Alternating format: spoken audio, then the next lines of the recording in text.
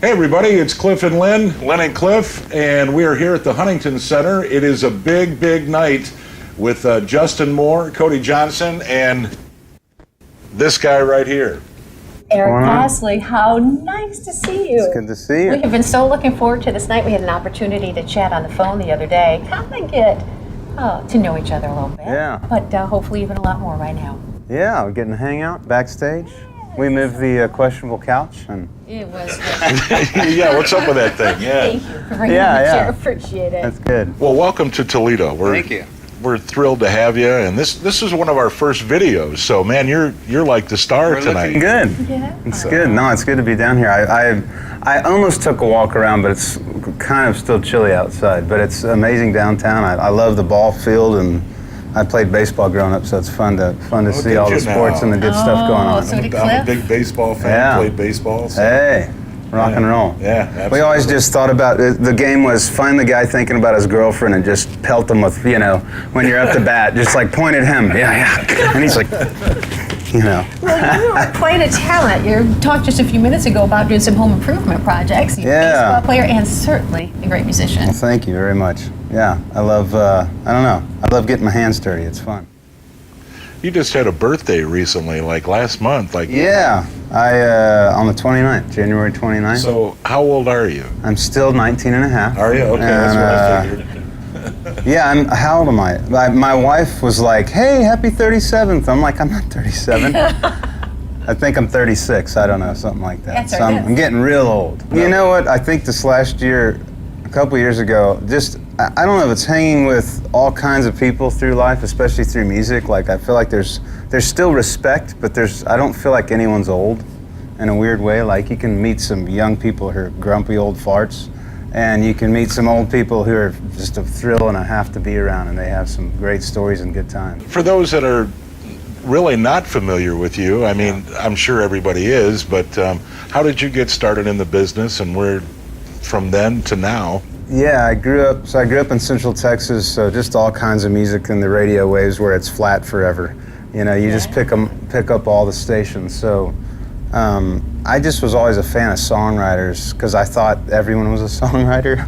Right. I thought from Willie, who I grew up just down the street from him, Cash, to Tom Petty, Springsteen, Mark Cohn, Rich Mullins, Fleetwood Mac, the Coldplay, Imogene. I'm all over the spectrum when it comes to music. I left out probably 1,000 other great singer-songwriters, but I don't know, I've just always drawn to that, and Nashville drew me to her, and I moved up to Nashville, studied music business, and someone forgot to say no, signed me to a publishing deal where I wrote songs, and they knew that I wanted to be a singer also, and so we'd go in the studio. I'd write songs, we'd go in the studio, write songs, go in the studio, sign at Capitol, and had a lot of hits, and then all the songs I was writing, trying to get a record deal. Right as I signed a record deal, Barefoot Blue Jean Night came out that I wrote for Jake Owen, and then I think in the same year, Even If It Breaks Your Heart came out with Eli Young Band, and Angel Eyes, I think, with Love and Theft. So I had 3 #1 songs in the year. Thank y'all for playing them. Wasn't it crazy to hear your songs for those first times? It's amazing. The honest truth, the very first song I ever heard on the radio was Even If It Breaks Your Heart, but it wasn't Eli Young Band. I love those guys because they took it internationally, but Will Hogue, who I wrote it with, is another great singer, and he put it out first, and it was on AAA rock. It's it's country now, and but I actually have a recording of it, and up next, new music from Will Hogue, and it's way back, but it's just really special. But I do remember my first radio tour. I had a song called Never Really Wanted. It was my first sacrificial single, is the joke we always say in Nashville. It's your first one's going to be a sacrificial single. It's okay. That's not why you're here. You're here because you have a lot of music. And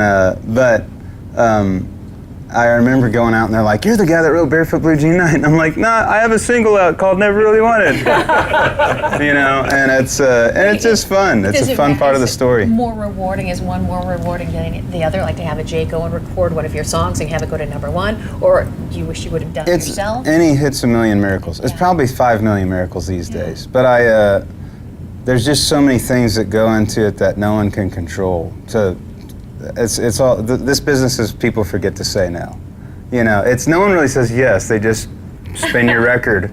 That's great. And then some good vibes happen, and they are encouraged to spin it more. And I don't know. You know, there's so many things that go into people believing, and hopefully they believe in something that's great. And even Who Let the Dogs Out, woof, woof, woof. If you know, if that connects to your memories, then those writers and the artists did their job. Absolutely. But it's an amazing adventure. It really is wild to see and hear songs. But to answer your question on what's more special, they're all special. And honestly, I got lucky as can be as a songwriter that all of these songs, like 5 number ones came out. That 1 I got to sing and 4 I wrote. And if the timing was right, I probably would have put all those out, but that wasn't what God planned on, and we're here, and this is pretty cool. You know? Sure is. And I think it's only going to get better as time goes, man. I'm about to cut new music in March, and or just about a month from now. So you know when this video is made, and it's the plan is I'll have 16 songs come out in a year. So. Well, and I also have a live album that we cut in Glasgow, Scotland, and this last July. It'll probably, I think the plan will be this fall that it comes out. I've been touring over there a little bit. A lot of country music fans. There's a lot of Really? country music fans. They're everywhere. It's crazy, and they're like the diehard country fans. It's like so underground, man. We're like, don't tell anyone. No, but it really is special. Like you go out and they've learned your whole album, and they're asking me for songs I can't remember how to play. You know, which is it's fun to hear that. It's kind of exciting and invigorating, and it's very special. I've always had this question, and I've always wondered this. When you're up on stage, you have so many songs. Do you ever forget the lyrics? Yeah. Is that pressure there? You know, you just add a lot of ooh and I words so you can rhyme all the time. It's fun. I don't know. Is that when the artist puts the microphone out to the crowd? Yeah. I think I did it last night. Yeah, that's when the artist puts it out. Yeah. Yes. That is like, yeah. And the band knows. Oh, last night, what was I singing? I was singing some song, and it was Valentine's, so I said, like, if you're standing alone, something Himes, like, go ask her out to be your Valentine, and it fit, and I was like, thank God I forgot that verse. And it fell out really well. Oh, that's great. You know? That's so great. And So, you love these large crowds. You love being in front of an audience. It's a privilege to get to play music. So, like, you know, I'll play tiny little rooms just because it's fun, and I love old theaters just because I like old things that we didn't tear down, and it's a blast to play an arena. I mean, the whoa-whos are louder, you know, and it's really special. You get to make memories with people. Yeah. It really is. I remember going to shows, and I remember those shows forever, like every single one of them. And it might have been Tom Petty, it might have been Barry Dean.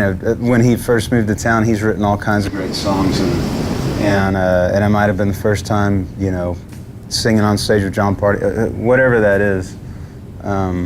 All of every memory's special, and I don't know, you know, the fanciest nights you might not remember all of that, but there's times where you're sitting around just staring at the sky with your friends that you remember for forever, drinking a half-drunken, you know, sun-kissed, rolling around in your buddy's, you know, tailgate. I never had to do that. I might have had to do that.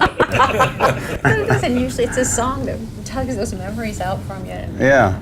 It's a fun adventure. It's pretty wild.